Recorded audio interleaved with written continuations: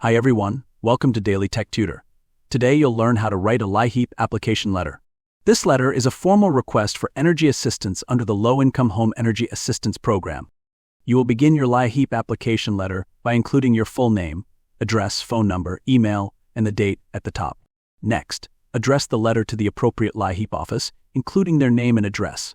Use a clear subject line stating that the letter is for a LIHEAP assistance application. Start your letter with a formal greeting, addressing the representative handling your request. After that, write, "I am writing to formally apply for assistance through the Low-Income Home Energy Assistance Program, LIHEAP, as I am currently facing financial hardship. Due to, mention reason, e.g., job loss, medical expenses, or other financial difficulties, I am struggling to keep up with my utility bills and require support to maintain essential energy services for my household.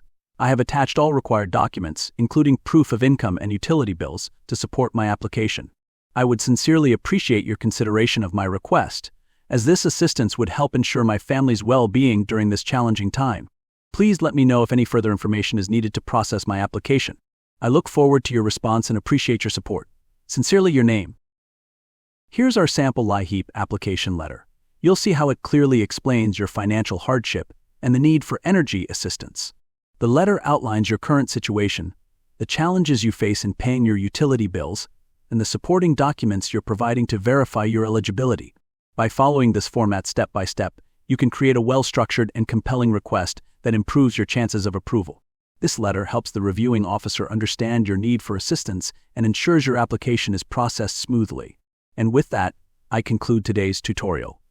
If you found it helpful, please like and subscribe for more tips on drafting support letters.